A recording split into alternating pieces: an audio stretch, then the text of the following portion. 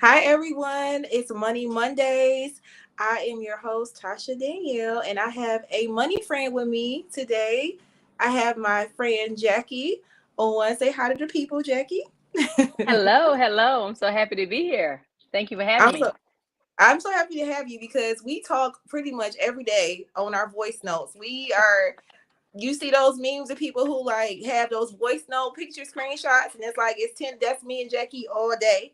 Um, but I'm happy to have Jackie on because I always talk about finding your tribe, and your circle you have right now may not be as far as something you are trying to achieve. For example, if you're trying to start a business, you may not have people who are entrepreneurs, and that's okay.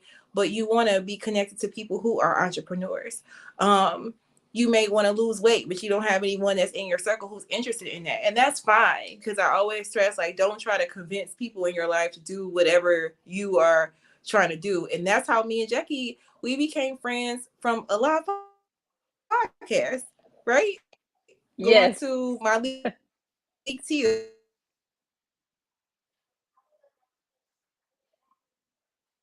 too.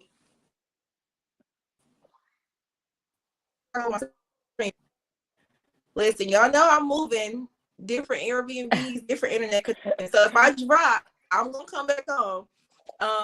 But she is just inspiring her story because she really built her story, her brand up, and that's how we met. She does a podcast, and it's like motivational, entrepreneurial. Now it's more mommy based, but I went to a lot of podcasts solo, and Jackie was solo, and we end up talking in line, and that's how we became friends.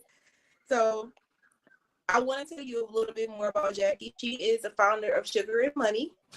Sugar and Money is all about managing your personal finances, but having a sweet life. So, not doing the beans and rice method of living if you're trying to pay off debt, but really having a fun lifestyle, sweet lifestyle, while getting on your road to financial success, whatever that looks like for you. And she also is an HR professional. She's been in HR leadership for over 10 years, 11 years to be exact. And she's been doing Sugar and Money for over 5 years. So her, I love her Instagram. So if you're on Instagram, make sure you follow her Instagram. It's so engaging. Every time she posts, it's always people going, talking about stuff in the comments. So if you want to try, you need to follow Sugar and Money. So Thank welcome, Jackie. you. You're Thank welcome. you. And as you're coming in, make sure you are hitting that like button. The replay gang, that like button still matters. So make sure you are hitting that like button as you're watching on replay or as you're coming into the stream. And let me know what you want to know most about debt today. We're talking about student loan forgiveness, AfterPay Affirm, the buy now, pay later, that whole ordeal. We're talking about car loans skyrocketing. So, and we'll be talking about how these different things impact your credit score. Like certain things impact your credit score. So, if you have credit score questions, we'll see if we can get to those today as well. So, make sure you drop your questions in the chat. So, Jackie, it is that time of year when performance reviews come around, and you are in HR. So, well, this is a busy time of year for you. So, do you have any general tips or things people should be considering as they're going into their year-end performance review, whether they get the rating they like or don't like? What should they be looking for at this time? Yes, this is so timely because even today I had a meeting with my managers about how to conduct those dialogues with their employees. And a few things that I would say from the employee side, you should be prepared for coming in with talking about the good things you did, even be prepared to talk about things that maybe where you would have fell short because you already know what your goals were for the year and you should know whether you met them or you didn't meet them. I always like to think that the conversation shouldn't be a surprise. Hopefully, your manager is touching base with you throughout the year to where when they talk to you at the end of the year, it's not really a surprise. So I would say just start at this point. You really need to be getting geared up for that conversation to have your feedback to input. It's a two-way conversation. So don't feel like when you get into your manager's office that you just have to take, whatever they're saying to you, but actually be ready to give your own opinion and feedback on how the year went for you also. Um, that's the biggest thing right now because right now the reviews are probably already in more than likely, so you have to just be ready for that review and ready to give your feedback. And I know if you're just joining, you may be saying, y'all said that. Why are y'all talking about performance reviews? Because it's tied to your raises. And with everything increasing, before we talk about debt, I always like to talk about income, whether it's side hustling or how to increase your income through your W-2 employer. So that's what we're talking about, performance reviews first before we get into the debt conversation, because performance review means raises, it's bonus time as well. So what should people consider when they're seeing their raise? Well, we all have been talking about inflation. So I would think that you Yeah. need to just kind of be serious about what your raise is going to look like. I mean, all jobs have a budget, just like you should have a budget for your money. So the current inflation rate, when I looked today, I believe it was like 6.2 or either 6.4. More than likely, your company isn't giving everybody a 6% or a 7% raise. The average would probably be 3 to 5%. So if you know Mm-hmm. that's not the raise that you want, then it may be time for you to pivot. That could be just getting a promotion. That could be looking for another job. Like this could be a time to be considering that. Because I always feel like your job, you still control your income, not your employer. So with that, you can promote or you can switch employers. So you can continue to drive your income, which is going to help you with paying off debt, because we all need that additional income to pay off debt. I like that. You control your income, not your job. So as you're coming into the chat, again, let me know if you have any debt questions. I see some more people popping in. Hi, Tanya. I see you on the stream. So if you're coming in, say hello. I want to see who's watching. But yeah, you control your income, not your employer. So if you don't get that favorable performance review, or if you do get a favorable performance review, usually it's not going to match inflation. And then with all the debt, different things that we about to get into in one moment, it's like, okay, you need to figure out how you're going to increase your income. And if you get a 3% increase, some companies are not doing any raises this year. So if you get a 3% increase and everything else is increasing significantly more than that, like Jackie said, I think 6.2% on Six average. point four. So 6.4. 6.4. So even if you get that 3% raise, you are still stuck because of inflation, and then you may go to doing afterpay and credit card. So we want to talk about how to avoid those pitfalls in the moment. But I understand if you have an income gap, which is performance review time, even if you're a high performer, wherever type of job you have, they may be like, okay, you only getting a 10 cent per hour raise or 2% salary raise. So some tips is make sure you have your resume updated. If you know that raise is not where it needs to be, to look at another employer. And don't be afraid to see what you can pivot into another career. I've mentioned this on another live. So I don't know if you have any thoughts on career pivots and people thinking about that. And also, I want to say, if you believe that you're truly being underpaid and undervalued at your job, maybe it's time to just look at submitting like a justification as to what if you see other companies are paying more for the same job that you're doing. It may be time to approach your boss and say, hey, I'm being underpaid based on salary.com or indeed.com, glassdoor.com, looking at other job postings based on my experience and my position. People are making this amount of money and I'm not there. So that's also that I've seen at my company, to where sometimes we have given those raises, sometimes we haven't, but it's still worth a shot also as a way to increase your income or your salary with your jobs. With the pivoting, if you have transferable skills, which is what I believe we all have, sometimes we just have to like get a little creative on that resume, think about what our transferable skills are. That could be working with a career coach or working with somebody that's well versed in resumes and the different ways to word things. I would definitely look into finding another job, because I think I've read that like once you've been on a job 2 or 3 years, you pretty much plateau with the money. A new job you're going to be outpacing it, once you leave. So if you stay on that job more than 2, 3 years, you're kind of becoming stagnant with the pay. So yeah, I would definitely say that.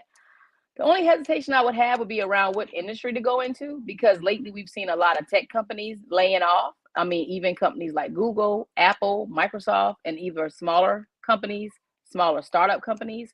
So just be very careful, and I would say intentional about where you pivot to, because you don't want to leave a job, get a good salary, and then, be facing a layoff.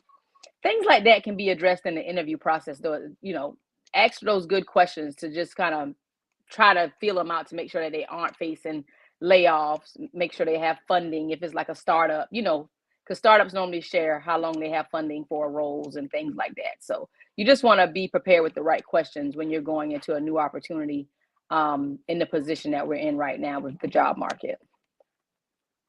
Yeah, so listen, what I want to stress on this live is to not, if you have to, okay, but don't use debt as a way to supplement the income gap between your income and what current prices is.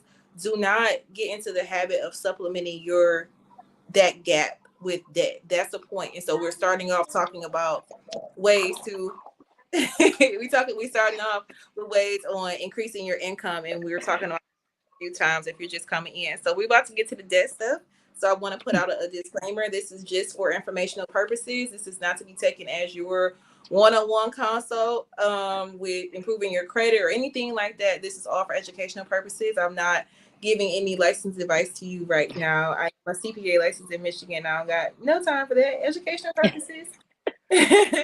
So let us know as we're going through talking about these main topics right now if you have questions, and then I'll stop in the middle of them. So student loan forgiveness. So I have been following a little bit what's going on with it, but I paid off my debt, 7 years ago, I think, at this point. So let me brag and toot my own horn. Don't log up if you're like, I don't care if you paid off your debt. Dang, that's not my story as far as student loans. But one thing I will say, some people are like, I don't think student loan forgiveness should happen because I paid off my student loans. I'm not one of those people. I don't listen. Just because I paid off mine, that I'm not thinking that, oh, this person shouldn't have their debt forgiven. That don't have nothing to do with me. We can talk about all day about what about taxes and all of this stuff. Like, that's just, listen, we weren't saying that when the PP loan payouts was happening. We don't say that when new stadiums are being, and we're paying for that in our area. So now it's like student loan forgiveness. I'm not gonna be a hater and be like, because I paid mine off, I don't want people to get theirs forgiven. So let me put that out there. But Jackie, what is going on with student loan forgiveness right now? I want to say I always applaud you for paying off your student loans, because we don't know if it's going to actually happen, the widespread forgiveness. The funny thing is that it was progressing, and then two people came out and presented these lawsuits suing the government, saying that it was not lawful. And these two people sued because they would not qualify for student loan forgiveness. So two people is what started this whole issue right now as to why it's held up, and it's actually with the Supreme Court. So about 2 weeks ago, I want to say it was the end of February, the Supreme Court heard the first oral arguments, excuse me. So until that process is done, it's held up. So right now, I mean, of course, you would qualify for $10,000 if you don't have a Pell Grant, $20,000 if you did receive a Pell Grant, because typically you receive the Pell Grant, that means that you were lower income, so then they get more money. But because of those two people is at the Supreme Court, the oral arguments, if anybody wants to actually read the transcripts, they're actually out there. That was the first time I've ever watched the oral arguments. I didn't even know you could listen into them. So it was really cool to listen in. I wish I could have seen inside the courthouse, but you could hear, the more conservative, justices, their opinion, and the other ones that, were more kind of leaning toward it. So it gets kind of sticky with the date. So I have it right here so I won't forget. But basically, it's held up until the Supreme Court makes their decision. That'll be whether the U.S. government can move forward with it or if they can't. So, and they have until June 30th of this year. So by June 30th, if nothing is resolved, then the payments will start 60 days after that, which would be August 30th, roughly. So seems like it's a long time away, but it's really not, because it's already the middle of March. So I like to say, don't bank on student loan forgiveness happening, because you just really don't know. I know a lot of us, we don't, want to say we depend on the government. So if you can pay your student loans, especially now when the federal student loans are interest free, they're not accruing interest, then I would definitely, make some little payments and start knocking that balance down, especially if you owe more than that 10,000 or that 20,000 that you would potentially qualify for, because you're still going to have to pay it anyway. So, and I know we haven't made payments for 3 years. Like, That's a Yep. shocker, right? It's been like 3 years since that happened. And if you haven't been making payments in 3 years, you need to get used to those payments maybe starting back up, because they could really start back up. So a couple things there. I will say I glanced at the transcripts, and one thing I just know is that people was cutting people off, and you thought that it seemed like it was rude, but I guess that's just how they do things with oral arguments or whatever. But the decision not knowing to June 30th it's far, but then it's not far away. It's far away if you want to see how it comes out. But then also I want people to consider if it is approved, which honestly I don't know if I don't think it will be, because majority right now is nine judges on the bench for Supreme Mm-hmm. Court, and four of them are a strong no as of now. So it's like it's probably not going to go through. The other five that's in limbo, they could go forward, but it's like some of them are. It's from the oral arguments. Some are kind of swinging towards the no with the conservatives. So it's just a toss up, really.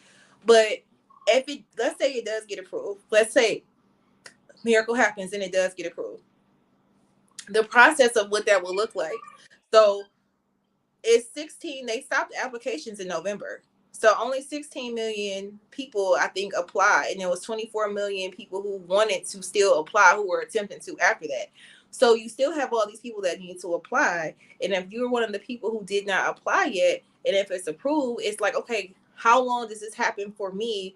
If you qualify, if you didn't Mm-hmm. apply by November, you didn't meet that deadline because they stopped it. No one knew that they were going to stop it, but the whole lawsuits and Supreme Court rulings started happening. You still have to apply. It still has to be a process before it can get approved for payment. So to Jackie's point, you need to get into the mode and add into your budget, even if you don't like that word, the B word, of paying the student loans, because even if it is approved, it's still going to be some lead time before it actually takes place anyway. Mm-hmm. Um, so one thing you did say was, let's say they wait until June 30th. They could wait to that very last day to make their ruling. Is that when the deferment period ends? Because I know with COVID, like you said, that payments haven't been going on for 3 years. So is a deferment tied to student loan forgiveness at all? Or do you think if it's approved or not approved, do you think it'll be extended, or any reports on that?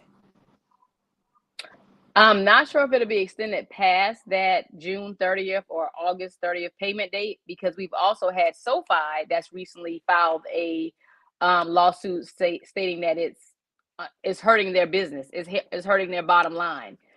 They want to pause the end even sooner. So it's like now we're getting more and more lawsuits of people trying to stop student loan, even the pause. So I do feel like they may start back this year, because it's just more lawsuits coming up. And even with the oral arguments, you had someone down over there arguing for Mohela, but they weren't even there. It's like, how are you talking about this other student loan company? They're not even here representing themselves. So I just feel like people are like grasping at straws. So in my mind, I feel like those payments going to resume, because they've been paused for 3 years, and at that point it'd be over 3 years. It'd be like 3.5 years. Yeah. So if you're just joining us, we're talking about student loan forgiveness and pretty much how to prepare for it. And either no matter which way it goes, if it's approved or not, there's still going to be a time period before it actually goes into law and the process of it all. And the deferment period more than likely will be over. I think President Joe Biden, I think he also like declared like COVID wasn't an emergency or something like that anymore. So that impacts that deferment process as well. So at the end of the day, you're going to start having to make those student loan payments that you haven't been making for 3 years. So what does that look like? If you lost your job during COVID, or you decide to quit during COVID, or like not work as much, you may have a new set of debt payments that are coming. And could be coming as soon as June or August, or even sooner, depending on how these different lawsuits happen. So I want to encourage you to figure out how you're going to increase income if you haven't been paying that, right? And groceries and everything else skyrocketed. How are you going to make those minimum payments again for your student loan? So it's going back to point one.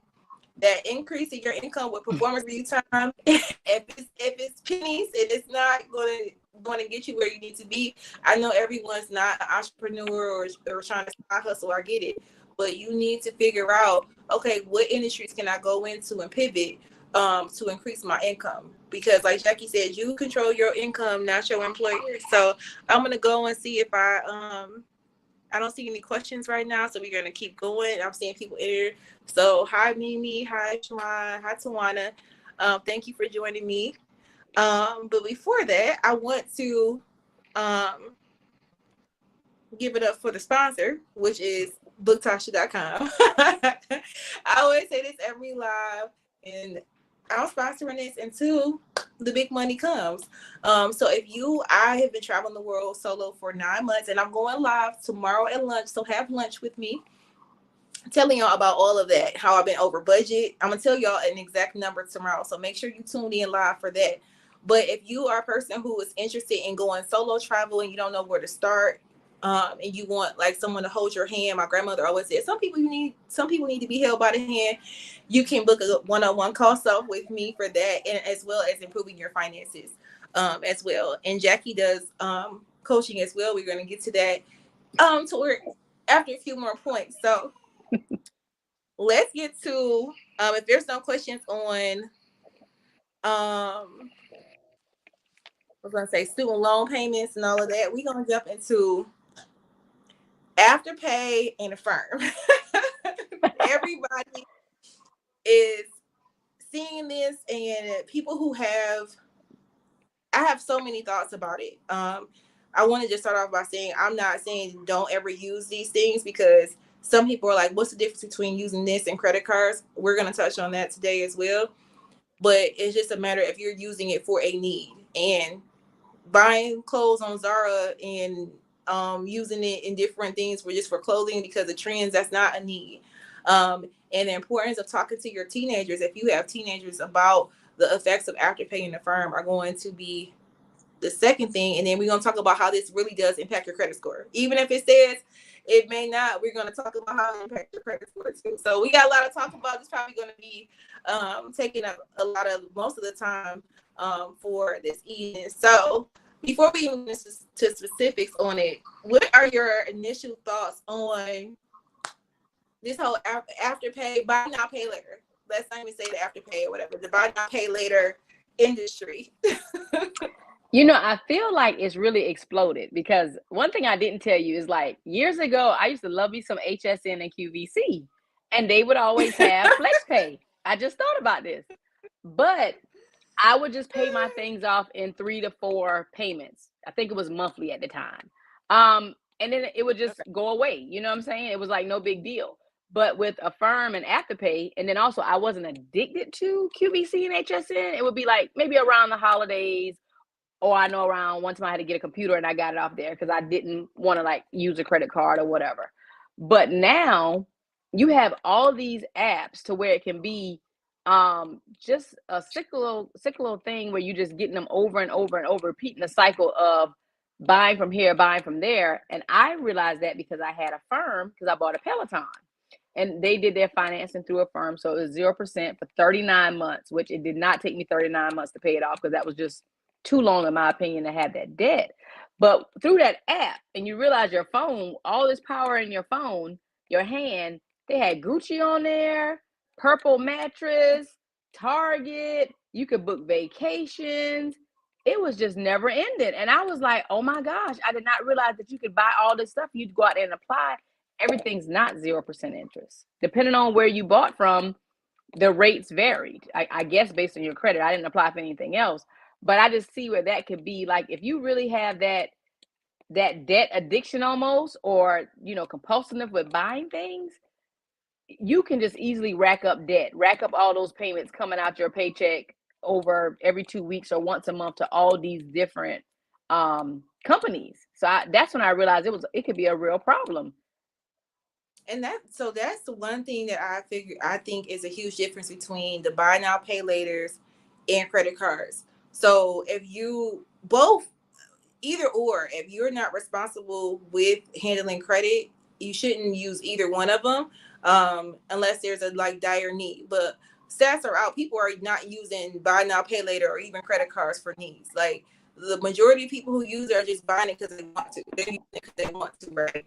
So my thing is, when you have after all the buy now, pay laters, if you have, like you just said, Jackie, all these little things you applied for and got through these different companies, you have all these things that are coming out of your account that you have to pay, versus if you bought all these things on a credit card, which I'm not advocating for to say like which one is better right now. But if you have it on your credit card, it's just one payment for all these things, versus you have all these little things that are now you got to pay for. That's one. I'm glad you said that's one way to look at it, because it's available for pretty much everything at this point. And you can just shop it from the convenience of your home or on the go. You know, it can be definitely impulsive because it's not like it's all right here in your phone. You know, like the phones are powerful, but I think they also can be destructive with everything that we can do with these phones, including getting in trouble with debt and finances. Yes, I would say this is two things. With the buy now pay later, if you are a person or if you have a young adult child at home, these are not good ways to build your credit. So I want to just put that out. These are not credit builders. So you may think like, oh, if I'm paying monthly, this is a good way to build my credit. And now if you just Google like Affirm and credit report and different things, you are seeing now these big announcements that they're trying to now have the positive go on your credit report. But right now it may be incorporated into the credit report, but it's not actually impacting your FICO score yet for the good you're paying, right? So it's just reports that they're starting to add it in there. But the negative is definitely going to drag down your credit score. So I know some people that have gotten into some traps with this. So what do you think about the actual traps in the buy now, pay later, going after people who may be low income, or maybe not even low income, but just predatory for people, and how can the trap happen with these buy now, pay laters? Just as simple as just going on your phone and seeing all these companies that you can buy for, because I was like, why is Gucci on Affirm? Like, I feel like if you can buy luxury goods, you should be being able to pay for it. But we know most people can't. You know, what is it? 3 out of 4 can't afford a $500 or a $1,000 cash emergency. So most people can't afford these things just to pay for it out of their pocket. So I feel like it becomes predatory because people just, keep buying all these things, and you just see these maybe smaller payments coming out. Even with my Peloton, it was like a $1,500 purchase, but my payment was maybe $39 or $40 a month because it was over 39 months. So you have these small payments for these luxury goods, and then you just keep adding up, and then before you know it, you're like paycheck to paycheck off of just Affirm and AfterPay. And there's so many ones that you can use. You got Affirm, AfterPay, Quad Pay, even PayPal has it. It's like everybody has this service now available. You can book a trip, and just finance it through that. Yeah, and I'm not talking about travel in here. I do not promote using like buy now, pay later to like book the trips or whatever. So here's the thing: some of them now have actual credit cards, right? Through their program, and the reason why I would personally, if I had to pick, and I know it is based on credit score, I would go with the credit card over buy now, pay later, because it is going to report on my credit, the payments or whatever. And 35% of your credit score is your payment history. So if I want to improve my credit or whatever, I want to show, these on-time payments to credit cards, where again, your on-time payments to the buy now, pay laters is not going in your credit score. So that's one thing. And the second thing, all the little things add up, and you don't realize, we say how much is something per month versus how much the total cost is, right? And with everything going up, a lot of us have to change our mindset on how much per month, and need to ask, how much is it going to be per total? You know what I mean? How much are you actually paying for all these things? And I know people who bought a lot of stuff off this between different stores, and it's only $10. Oh, I paid the AfterPay or Affirm where they don't even have my credit score. Not no credit score. They don't even have my social security number, so it's not going to impact my credit score. if I don't pay, they're not reporting to the credit bureau. So the common one, if you do the 4 payments, like you put like a fourth down, right? So let's say you see I don't know, let's say the Peloton example, you do the 4 in one payments, the 4 payment, you break out the total price like tongue tie. You do the total price breaking down in 4 installments, and you make all those payments or whatever in 0% interest. A lot of times you don't have to give your social security number when you do the 4 installment. And a lot of the ones that you don't have to give your social security, people are like, well, how is this impacting my credit score if I don't pay on time? The thing is, they will say in their disclosures, it's so important to read the disclosures. If you decide to do any of them, they won't report anything bad or good, right? If they don't do a pull on your credit. But if you are late and they send it to the credit collections, and that's what happens. If you miss a number of these payments after so many days, I think with one of the companies, if you are 41 days late, they send it to a collections agency. That collections agency is going to put it on your credit report, whether they have your social security number or not. It's just like when you go to the hospital and you may not give your social security number. They get your ID, your name. They're going to match it with your credit profile, and then you'll see a collections on your credit report. That's going to plummet your credit score. So if you don't take anything else out of this conversation, it's just remember that even if you're not giving your social security number, you're like, it's not impacting my credit, I got to prove. If you do not make payments and they're banking on you not making these payments, that's how they make their money. Yeah, that's how they make their money. It's not off the kindness of their heart that they want to be like, oh, Jackie, we want you to have 0. They want you to mess up. It will go to collection. It's going to drop your credit score. And even when I had the app, you just realize, like, when I opened it up even to make my payment for my bike at the time, check to see, where you've been approved for. And you just see all of these places. You know what I'm saying? And I'm like, with getting out of debt, saving money, anything with finances, you really have to have a good mindset around what you're doing with your money, because we are all targeted every day, bombarded with ways for people to want us to spend our money, ways for us not to keep our money, ways for them to get our money. So, and it's like, as soon as you open the app, that's what you see. I'm like, look, I just want to make my payment. But before that, they're like, hey, like, you almost got to say no to seeing this information before you even get to the next step. It's all set up, and you really have to work on the mindset and the psychology around money and around advertisement and consumerism, like we all like to throw around that word, but it really is a lot into consumerism with getting our money. And hey Henry, hey Jones. Yes, make sure if you are going to use it, make sure it's 0%. If you are going to use it, and then some people are like, well, I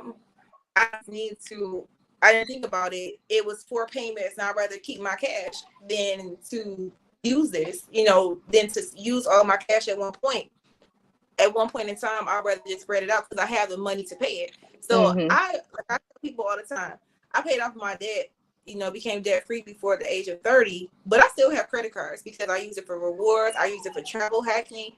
But my whole thing is I can pay off anything I put on there within 30 days.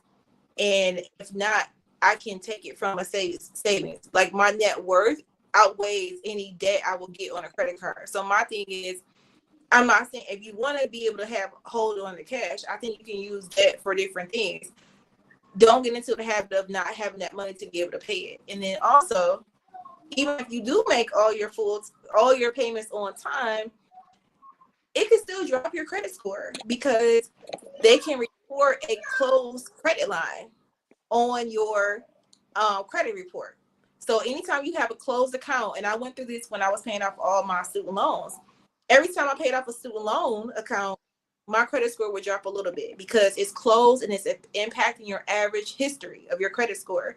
So the average total history impacts what computes your actual credit score. If you're not aware, there's 5 main components of your credit score. We talked about the payment history, and now I want to talk about the average history. That drops it.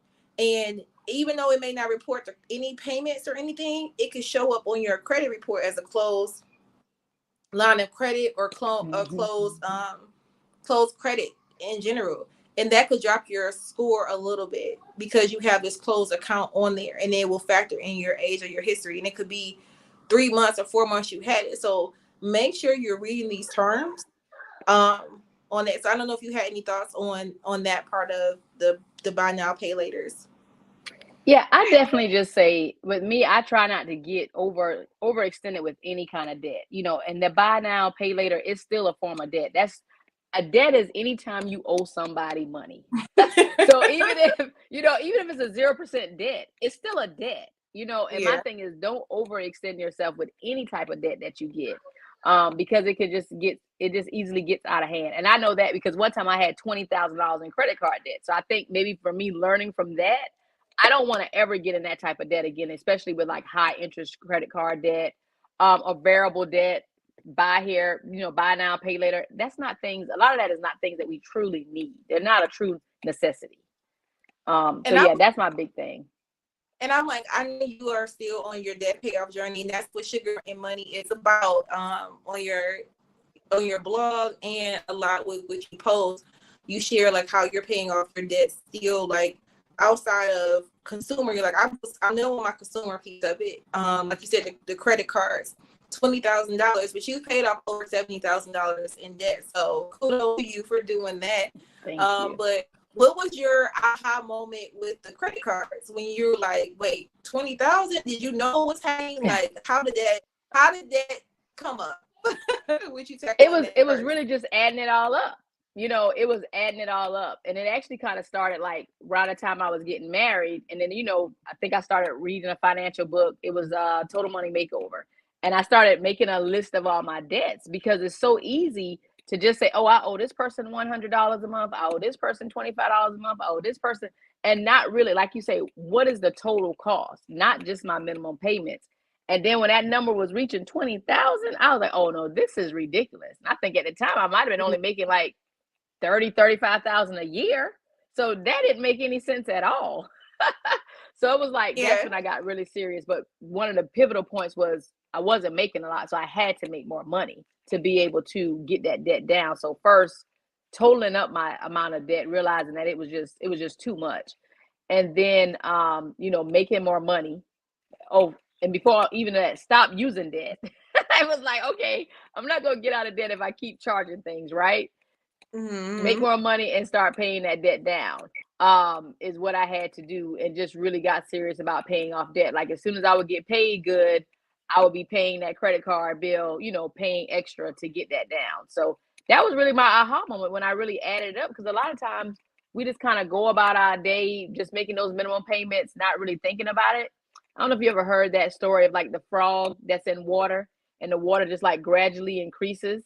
So it's like when you put a frog in water, it's like if it gradually increases, it's like it's used to it, right? But if you drop somebody immediately in $20,000 worth of debt, they're gonna jump out. But if it's like $1,000, 2,000, you just kind of get comfortable. And that's what I was like not really paying it any attention. Like, oh, I'm just making these minimum payments. And I was like, oh no, this is just too much. Like it's just too much. So those of you who are watching and you're like, I don't want to put my business out there, but if you don't mind, in the comments, let me know if you have at any point in your life actually listed out all your debt at any point, because I know people are like, I don't want to talk about budget. This is not budgeting. This is seeing how much you owe to who you owe. One thing that I did in my debt payoff journey was I did the debt snowball. And I was very conscious about making my payments, but with the debt snowball, you list all your debts from smallest to largest. And for me, I was focusing on paying that smallest balance first, and then kind of, compounding that to pay the highest. But have you actually taken that time to list all of your debt? If not, it's something that you should make it a to-do for this week. That's really good, April, that you update your debt spreadsheet monthly, because that's so important. And yes, it becomes real once you write it down. Yes, it really does. So that can make you say like, okay, wow, I have all this stuff, and you may not realize that, dang, I could have been using this money for retirement, investing, but I didn't realize I had all this, like you said, 20,000 in credit cards, and you're like, I can't even remember what I got on the credit cards, and I have all this stuff. So don't let the buy now pay laters end up being that, because you're just seeing it and you're like, okay, I do need a new mattress, and so I can just put it on AfterPay. Oh, they don't need my social security number. Oh, it's not even going to be on my credit report. Again, remember what I said earlier, if you're just joining, even if you don't give your social security number, it could still impact your credit, even if you make on-time payments, because they can report it as a closed account on your credit report after you're done. So make sure you're reading the disclosures. Not every buy now pay later company does this. There's, like we said in the beginning, there's PayPal, there's Afterpay, there's Affirm, there's Sezzle, there's so many. Like, we're talking in general terms about it, but we just use the two the most popular ones for this. Like, but just be aware of that. And then the last thing I want to say about the buy now pay laters is the soft credit pool versus the hard credit pool. Some of them, if you click on it and you do give your social security number, make sure you're reading if it's a hard pull or a soft pull. So the difference between the hard and soft pull. I'll explain it if you don't. Then Jackie, I'll let you chime in a second too. A soft pull is usually when you pull your credit report and it's not impacting your credit score. So usually insurance companies, they're pulling your credit every 6 months to see, or sooner, to see how your credit is. And that impacts your rate. Your credit score impacts how much you pay for your car insurance. So, and then like a landlord. So for me, I have some real estate and I'm doing a pull on people's credit report. Me pulling their credit report, they're not applying for credit, but I'm still pulling their credit to see, okay, do you have any foreclosures? Do you have any evictions? I want to see it on your credit report. So those are the soft pull. And then the hard pull is reporting to the credit bureaus, hey, this person's applying for debt. And you have to really be careful with how these companies do it, because if you don't make sure, if you apply within a week, you're like, okay, I'm getting ready for a vacation. And I'm just using this Afterpay stuff. I know I got the money. Y'all said if I got the money and I want to keep my cash, I'm going to do it. Okay.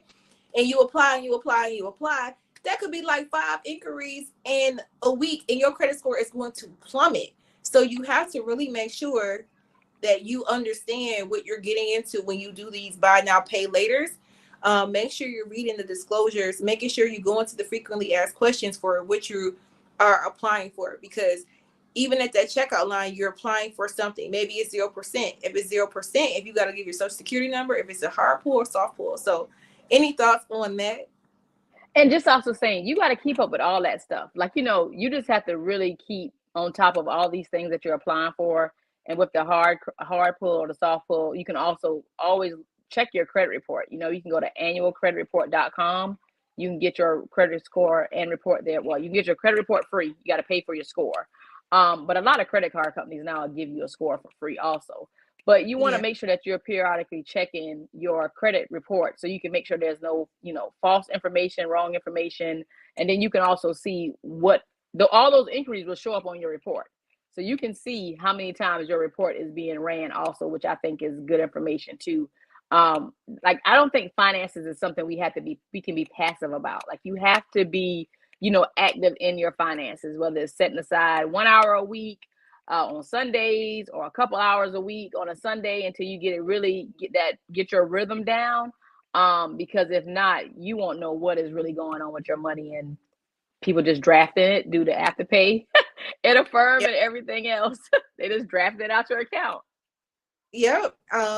It's really, like I said, if I had to pick, I would use the credit cards over that. And heck, even the credit cards are, they have some buy now pay laters built into it. Like every credit card that I have now, there's a feature on there. Oh, you can split this huge purchase over 5 payments and then you just pay the fee versus paying the interest. So it's like, that's even built in to the credit cards now. So Lisa has a question with the credit cards and then splitting it out. Yeah, that was new to me. I'm old school with these credit cards. Like, I'm paying this on, what you be spread this on? Listen, they give these accounts to a lot of teens. So how does that impact? Yes, that's what I was saying. Thank you for asking that question in the beginning. Like, if you don't take anything else away, if you have teenagers, if you work with students, or you have teenagers in your home or young adults, this needs to be, letting them know that all these little things you're applying for is going to impact them permanently. So let's say you have to be 18 to get it. So you can't be 16 and get this stuff. So technically, let's say you have a 16-year-old, they're online shopping or whatever, and they go to checkout and use Affirm, right?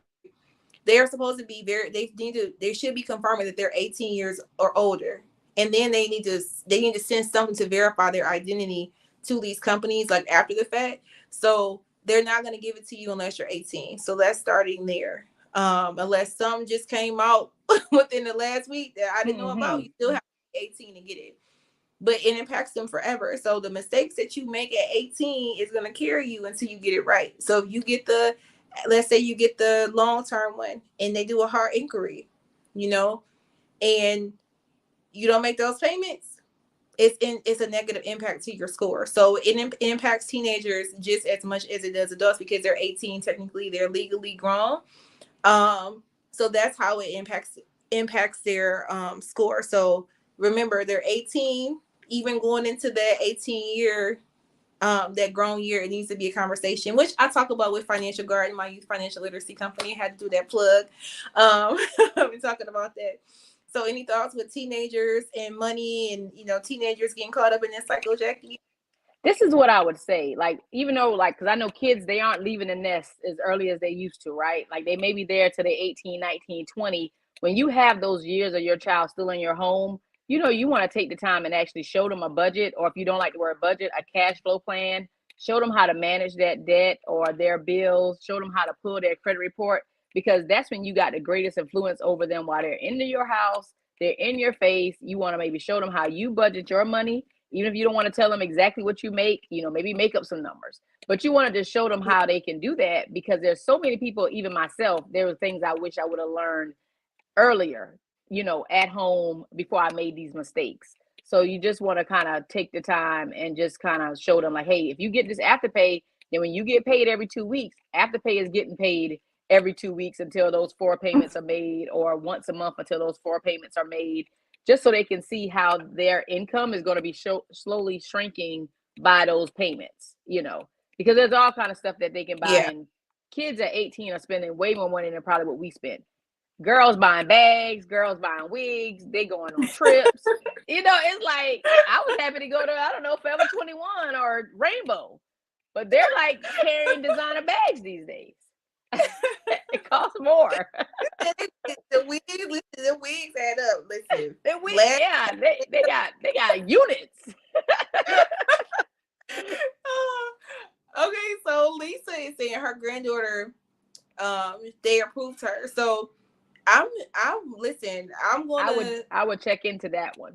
Yeah, because no one under the age of 18, unless they're on someone else's account to build their credit, like that's one way to build teenage credit.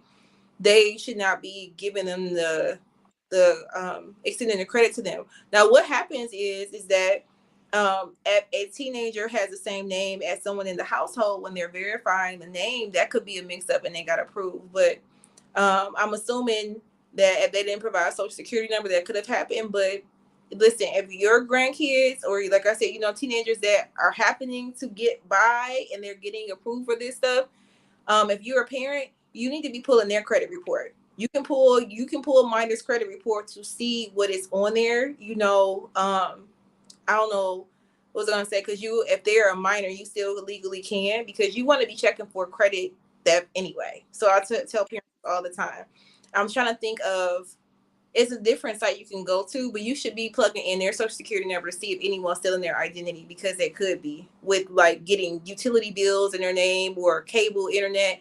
And then those companies are doing like soft pulls mostly. So they won't necessarily report the good, but they'll report the bad. And now you're like, how does my 14-year-old have bad credit? Because someone stole it with a soft inquiry and then they got to collections, right? So with your granddaughter, Lisa, you should talk to the actual parent, or, sit down with the teenager and pull the credit report and see what's on there. Because if let's say your granddaughter's 16, you don't want her already starting off on a bad foot with credit. because she's getting caught up in this. And so that's what I'm like, my main takeaway is really get taught to any teenagers like in your life about this, because it can really be bad. It's worse than in the era of like, I know, and you maybe experienced this when you were in college, Jackie. You go and they giving you a free bag or some pizza for the credit card. It was phased not when I was in college, but that was the thing. So it's like, okay, I want this pizza, so I'm gonna apply for this credit card. And then you have you just using it or whatever. It's just one. But then if you have this option where you're doing multiple applications, that's the thing. Like when you apply to, if you're shopping on these different sites, it's not just one application you could be doing. Unless you go through the app and you get it through Affirm and you have that credit line with them, a lot of people don't do it that way. They see Affirm on here, AfterPay on here, oh, PayPal on here. Like they're seeing all these different things. They could be dropping their credit score. So annual, I'm like, let me get the right credit, the website. I know you said it, Jackie. If you have it, I'll put it on there. Annualcreditreport.com. Yes, annualcreditreport.com. I'm gonna try to type it in here to put it on. And one thing I like to do with mine, you basically get one free per bureau per year, right? They had it where you could get it more often during the pandemic time. I'm not sure if that's still going on, but what I would do is maybe the first time pull all three at one time to compare for any kind of misinformation, anything that's wrong, right? But then after that, I usually pull mine about once every 4 months. So I have a new credit report throughout the year that I can reference. So that's one thing that you can do there, and they're free. That is the only legitimate one that provides like that free full credit report. If you want your FICO through them, you do have to pay for it. But then a lot of credit cards now they provide those scores for you now through their services also. Yeah, and I was gonna say this. I always tell people this is the only place to get the official credit report. If you go to Credit Karma or like Credit Sesame or anything like that, they'll say I'll give you a free credit report. They do give you a free credit report, but it's not your official credit report. And there is a difference between your official credit report and then the ones on those sites, because I pull both. I like Credit Karma because of different alerts or whatever. You can set it up through the different bureaus as well, which I do. But your official credit report, they are actually reporting based on like government guidelines, basically. And that's different from what Credit Karma is pulling together. Okay. So I've seen differences. I had stuff on my official credit report that was not on my credit report through like a third party through Credit Karma. So keep that in mind. If you have never pulled your official credit report, you should pull it. I've seen different names on that one for me. Like my full name, and then it would be like a second or junior. And I went through this process with someone trying to steal my identity. And I didn't know it until it was on the official credit report. And these people were trying to come to my mama's house and trying to find me. It was a wow. I dispute those names. If the name wrong, I dispute it. Address is wrong. That's not me. All of that stuff. Yeah. Yeah. So Crystal, you're saying you check yours. Definitely checking every week is great. And if you see something that's not accurate, you need to dispute it and have it removed. So if you're just joining and you have your grandkids, even your teenagers at home, now is the time to be pulling their credit report. If they are a minor, if you're their legal guardian or parent, you can pull their credit report. They are a minor. You need to pull it and check it with them. One of the things I do in Financial Garden is when they're 18, some of them are with seniors, we pull their credit report in the class if they want to. They don't have to see what it looks like, because they're not getting this at home, right? And it's just to have that conversation. It doesn't have to be so taboo. They need to understand what this looks like. And then if they see something on there that's wrong, how to fix it, right? So that's so important. So we are almost at time. I have a question for you. Yeah, go ahead. About credit. So for parents, because I obviously have parents and grandparents on the live, what do you think about them adding their children to their credit, to like go ahead and start their credit, at an early age, that trade line, as some people call it. But what do you think about that? You think that's a good thing? That's a bad thing? I think it's good. I think that because you can add them as an authorized user and not really give them a credit card. You can do it two ways. You can not give them a credit card and then start to build their credit, or you can give them the credit card and then you can have a conversation with how to manage credit before they leave the household. So I think it's good. What do you think? I agree. I think it's good. That's also a way too that you can maybe start them with like budgeting or cash flow, managing the money. If they have this credit card, okay, you can spend $100 a month, and then just showing, or $200 a month, and showing how you would pay it. I mean, if you charge it and you need to pay the bill off, just to kind of get them in the, in the routine of paying bills and managing their finances. Because if not, you get out of college or you get out of high school into the real world, and the bills start coming and you don't know how to do it. So I think it's Yeah. any kind of early exposure to finances and bills or debt, I think is good. No, I agree with that. And then, so yeah, I know different states are requiring this now, but still they're requiring it. It's only for high school. And again, that's why I started Financial Garden. I know we're on Tasha Journeys, but I've been in the schools. I created a curriculum teaching kids on 5 to 18 on how to manage their money, right? Because this is not a requirement in school and it's so needed. So I agree with that comment. So before we get off, we may go over a little bit if you have time, Jackie. If not, I'll keep I'll keep talking. If you have specific questions on credit, drop them in the chat, because if I don't address them on this live, or we don't address them, I can do another live on credit and bring on someone to talk specifically about credit scores and credit, because I know usually when we talk about debt, people want to hear about credit scores, which we've been talking a lot about with credit reports and scores throughout this live. But car loan payments. Hold on, there's one other thing I wanted to say. Like, I saw Miss Lisa talked about teaching financial literacy. Like, I would say, even if it's not taught in the schools, there's so much information just in a book. You know how they always say, if you want to keep something for somebody, put it in a book. My first introduction to financial literacy was me and my dad went to the bookstore and he bought me Girl, Get Your Money Straight. He didn't buy it because he wanted me to have it. He bought it because I asked for it. The title screamed out to me because I knew I was in credit card debt. So it's even that. I mean, you have YouTube. There's so many ways for us to learn about money through YouTube, through podcasts, following the right people on Instagram. I won't say that everybody that's out there teaching financial literacy or trying to help people is the right person to follow, but just getting books, whether it's, you can find Black women. You have a lot of Black women now with financial books. It can be other people, you have a lot of white men with financial books, but pick up a couple authors. If you don't have the money to buy a book, you can go to the library. There's so many ways that we can educate ourselves on finances. Everyone has a phone. Google an article, how to pay off debt, how to start investing. There's so much information that's really just out there for us to just get on our own, or maybe even check your community resources to see if they have anything. I know a church that I visit kind of virtually, they just recently did a 4 Sunday service on financial literacy. And Anthony O'Neill actually spoke on it, Tasha. I have to tell you about that. He came and he spoke.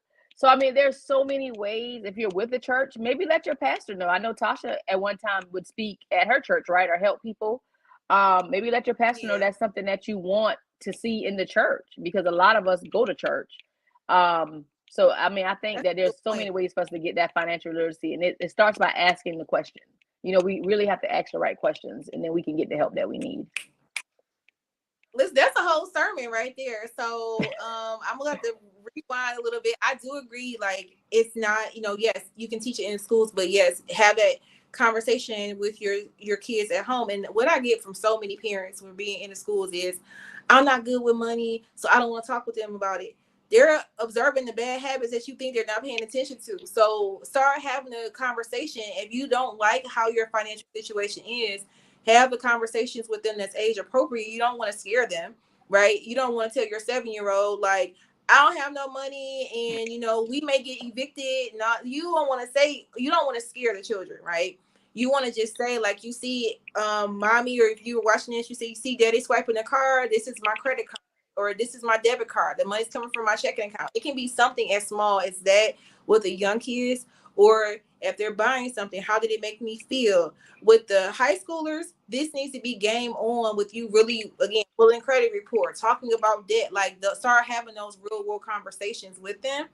And like Jackie said, Google it. We on our phones every day anyway.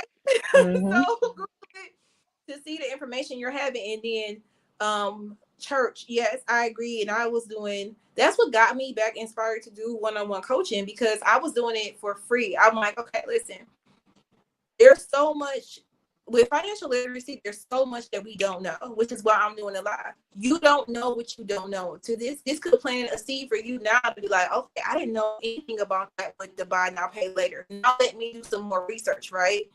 And so when I was bringing in speakers and I started doing it or whatever, and I'm like, you know what? I'm gonna have office hours. If you come before Bible study, you come in, we can talk about it for free. That's the only time I'm doing it for free. If you want to do it, you know. And then it was just like, okay, you know, people really didn't know. Like they just didn't know what they didn't know. And it had been a while since I had worked with adults in that setting because it was like, okay, I want to focus on kids. I can only do one thing. And I was like, okay, I really got to get back into this because it's definitely a need for it. But like, I really love that point. If you are active in your church, bring up the need for financial literacy. If however it is, but it needs to be something brought in there. I miss being there too, Crystal. So this was one of the administrators at one of my old schools that I taught at. So Jackie just said a whole word. We should have started with that. So we over. So we can keep going if y'all still on. Jackie, let me know if you need to hop off. You got like 10 more minutes? I do. I have 10 more minutes. Okay, so car loans. Yeah, listen, they are out of this world. They a whole mortgage. They are literally a whole mortgage right now. So just in general, before I get into the points I want to get on, what do you think about these rising costs? What's your thoughts? Oh, let's go. I feel like, well, okay, my story with the car loans, like my last car, I had it for 11 years, y'all. I had paid it off for 6 years and then it died on me. 2020, you know, looking back at it, I probably should have just fixed it, put the 5,000 in it and kept it rolling, but I got a new car in like 2021, a used car. But so even if we look at from 2021, I'm not sure if everyone is aware, there was like, oh, I lost Tasha. I'll just keep talking till she comes back on. But there were like chip shortages. So that was, if you notice back then in 2021, a lot of used car lots did not have a lot of cars because of this chip shortage. So cars started to become a little bit scarce and they were costing more money. But the interest rates back then I felt were a little more reasonable. But so Tasha, I just kind of talked about how back in 2021, based on the pandemic, used cars became a little scarce because of chip shortages. At least that's what they told us. There was an issue with chips. But back then, oh, Tasha went out again. So, but back then the interest rates were better. But now I feel like the interest rates are skyrocketing. So now for a used car, you know, interest rates, when I looked it up online, they're anywhere from 7% to 10% for a used car. That's a lot of money. And then a new car, interest rates are around 6%, which that's also pretty high. But I did see where if you had a high credit score of 780 or above, you can probably get an interest rate around 5%.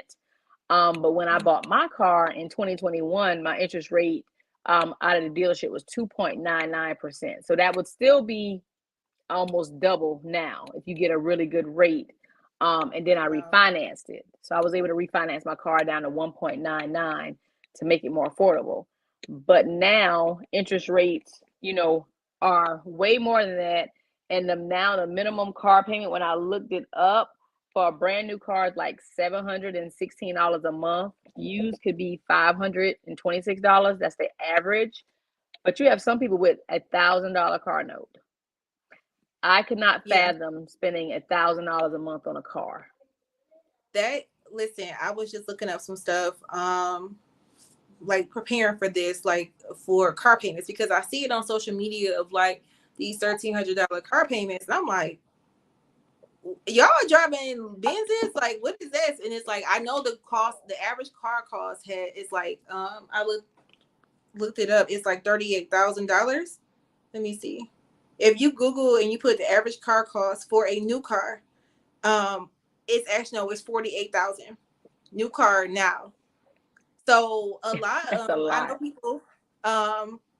I know a lot of people are like, well, if I'm gonna pay this much, I'm gonna get a foreign car because foreign cars typically last longer. What some people think. my biggest thing before we even with the race and everything is just I want to challenge you. If you have a lot of debt already, consider if you really do need a brand new car or if you can get a certified pre-owned car. That's the biggest thing I want to start off with, because the brand new car is, as soon as you drive it off the lot, it's going to depreciate in value, right? Mm-hmm. And you're paying all this money, and then we have in our minds that if it's new, you're not going to have any issues with it. I want to get a new car because I don't want to have issues. I don't got time to be going to the car repair shop every month. But they do a lot of recalls with these new cars too, with the chip malfunctions. And I seen something with the F-150 or one of the bigger trucks, a brand new car last year. People was going crazy in these comments too, because the recall happened. They're like, I'm paying all this money, and basically they're going to fix it, but it's something else that was like not covered in warranty. I can't remember the specifics. I want to say it was for, but people were like, I'm paying all this money and I still got to pay for this repair for this new car, or if it was a year old. So just because it's new and shiny doesn't mean that you're paying a car payment. You still won't have any issues with having to spend time to take it back to the dealer with something that went wrong. So Jones is saying, that's crazy. They're being sold at over, pretty much 9% over the MSRP, which is that sticker price, which usually, you see on the car, you can negotiate that MSRP, Right. you can negotiate that down. It's even selling for over that. So it's a car shortage as it is, or whatever, with the new cars. I think you were speaking on like the used cars, like during the pandemic, and because it was a chip issues and stuff like that. Listen, in the US, you need a car to get around in most cities. So you need a car. So I'm not gonna sit here and act like, well, maybe carpool it. I'm not, that's I'm not tone deaf on that.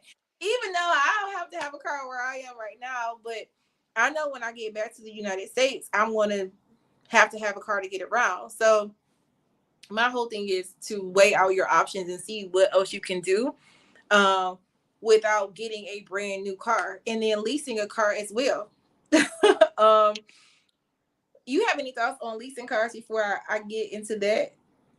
I really don't, because I've never really looked into leasing a car. I think I've just always been of the mindset of owning my car, because I also just keep my car for a long time. So like my last car, I had it for 11 years. This current car, I hope to keep it 10 to 15 years. So no, I'm not well versed on leasing cars at all. I was just gonna say, if you can avoid it, because people are like, well, the monthly payments are lower. We get into that mindset of the monthly payments again. Think about total cost. The average lease terms are going up. So you could usually lease a car for 2 years. It's usually 24 months or 36 months you lease a car. Now some leases are 60 months. It's like if I'm gonna lease a car for the newer, I might as well buy it. the higher end, which you usually will lease a car because it's so expensive, right? And the advantage of it back in the day was, okay, I have this brand new car, I'm paying a fraction of the cost, I gotta watch my mileage, but I care more about the appeal of it and it being new than anything. I'm not leasing a car. If you leasing a car for 5 years, you have anything to show for it after 5 years of payments, that's insane. So I really avoid leases if you can. And then watch the terms of any loan you get. Don't think how much I'm paying a month, because when you go to a car dealership, they don't ask you how much you want to spend total. They're like, how much you want to pay a month. Don't tell them that. Whether it's car, whether it's new or used, and then we're at time, I'm seeing some stuff come in. Don't say, okay, I want to pay $400 a month. You will look up and you got an 8-year term on your loan. I don't even know what the average is anymore. It's probably, I think the average car note now is 84 months, like 7 years. It's between 6 and 7 years now. It used to be standard was 6 months. It used to be 3 years or 5 years, right? Now it's going to the 6 or 7 years. And then the average car life is what? All the newer cars are not lasting as long as the old cars. It's really a cycle to keep you in debt. So we already talked about student loans. You gonna feel like you paying those forever, even if you get 20 grand paid. Some people have 150,000, so like I still got stuff to pay. Then you have, okay, if you still suffering with student loans and you still want to live your life, self-care, get it with buy now, pay later. So you got these soft life. soft life. And then now you got these cars that's like the $48,000. You're like, I don't want to. So then it's like you're just in this cycle of debt, and then people are like, how did I get here? So I just this conversation is used to make you aware of things, and then like I said, that term life is turning into like 7-8 years. So if you pay on a car for 8 years, I'm pretty sure by the 8th year you pay it off, and then when you get to year 9, year 9.5, you're like, I want something new, and then it starts all over again, and you paying on cars forever. So thank you, Jones. I seen you said send me the article. Yes. Um, who is watching now about money? I would say that Vanessa, I will start having weekly chats with her about how you handle your money. So if you have student loan debt, I would have conversations with her. She's in middle school. If she wants to go to college, I would share with her college how much it costs to go to college. Maybe you could talk about opening a 529 plan with her so she can see what that is. I will focus on with a middle schooler. I will focus on talking about college costs because there's so many layers into that. You could talk about the student loans. You could talk about getting credit cards. A lot of people get credit cards at that age. So there's so much you could talk about with debt with her, and then how to do money management. And also just adding in, creating a habit of saving. Like even if it's $20 whenever she gets an allowance or she's making money, you want to create that habit of saving, which eventually will create hopefully a habit of investing. Because I think a lot of time we just spend, and we never really save, or we save just to transfer it back to our checking to spend it. So really want to cultivate that habit of saving. That's my 2 cents. No, I agree. Yes, I'm about to mute myself and go in. I was trying to type some comments in. I'm on another phone to type in comments. I can't do it on this phone. But I agree. Like, yeah, you can, even if you don't want to start there. Like Jackie said, how does basic money work? You know what I mean? Giving them something to spend. Start with the saving. If you start with saving, give a goal. Like, what are you saving for? Is all I'm gonna say. If you talk with saving and stuff, but there's so many different ways to start, and so maybe feel like, okay, I don't know where to start. Think about college, because she's in middle school, she's gonna be in high school before you know it. And visiting colleges. Yeah, and then if you're like, okay, that's too complex, I don't want to share my business, you can go the route with Jackie is saying, like start with like how to use money in the everyday sense.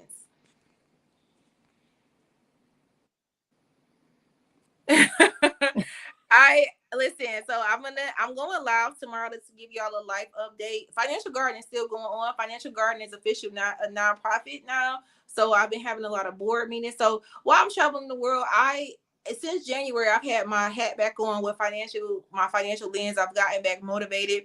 So board meetings is going great. A lot of planning for the fall. I will be back for the fall. So there's stuff coming. Financial Garden is not stopping. I just needed a break. I was burned out. So we are still significantly over time. We're 15 minutes over. Jackie, do you have any closing thoughts before we get off? Only thing I would say is just change your mindset around finances. Whether you're in debt and you feel like you can't get out of debt, just be careful of the words that you speak over yourself and your situation. Because I used to always think too, like, I'm never going to get out of debt. And then I started thinking like, I am going to be debt free, one at a time, and it will change. And really get you a good circle or one good person that you can talk to. I know a lot of people, it's so taboo to talk about money, but this new generation, they will tell you their salary, they will tell you what they spend on stuff. And a lot of people are open to sharing. You just got to ask the question. Like, we can't feel like we're going to be embarrassed. Like, don't be embarrassed to get help. Like, we all need to ask the right questions to get, what we need. So just your mindset and ask the right questions to, get what you want, but paying off debt, how to start investing, saving money, all of that good stuff. Just ask questions and somebody wants to help you. Yeah, and like we started off sharing how we met. We met at a live podcast. We both were by ourselves. We ended up talking in line. I actually did have a friend show up later that I invited, but she wasn't really interested. And like I said, I'm not like, oh, you gotta go here. I was like, hey, if you want to go, I got you a ticket. And she wasn't really into it. And who's in your life right now may not be into the next level you're trying to go into. So then it's important to find those people, right? So me and Jackie, we met, what was that, in 2016, 2017? I think 2017. One of those. And so people were like, it's hard for me to make friends as an adult. You go to events that you're interested in, you know, conversation. Like I'm an introvert and Jackie's an extrovert, so I think that's how we started talking anyway. But I still say, like, put yourself out there. Don't give you that label and say, oh, I'm shy, so I can't do it. Like, that mindset is so important. Don't label yourself on what you can't do. If you have an interest in finances, you're on this live now. If you go to those live events, if no one in your life wants to talk about it, you will find those people when you go. And I'm speaking from experience. 30 something, like, oh, I made a new friend. And we've been friends for years, right? So again, find your tribe. My mom is like, so nice to finally see you, Jackie. So I'll be like, Jackie, me and Jackie talked about this. I know. I need to come to Detroit in the fall so I can meet your mom. Yes, you do. Yes, I'm gonna be back in August, y'all. So join me live tomorrow at noon so I can tell y'all where I'm at, where I'm going next, when I'm coming back, how long I'm gonna be back, all of that stuff, and then so y'all can get that number, how much I've been over budget. So Jackie, where can people find you? Instagram, Sugar and Money, and I'm on Facebook, Sugar and Money blog, but I'm not on there a ton, but mainly just Facebook, Sugar and Money. Okay. And then if people want to work with you, do you have an email they can reach out to you if they want to do a one-on-one with you or anything? Yes, you can email me at jackie@sugarandmoney.com. Okay, that's easy. It's her first name on her banner and then that at .com, and you can get change the comma to an at. To get a hold of her, or if you follow that Sugar and Money, if you put that on Instagram, it will come up and you can give her your email that way. So again, thank you so much, Jackie, for joining me. Hit that like button on the way out. Share this video if you care, and I'll see you on the next one. Bye. Bye.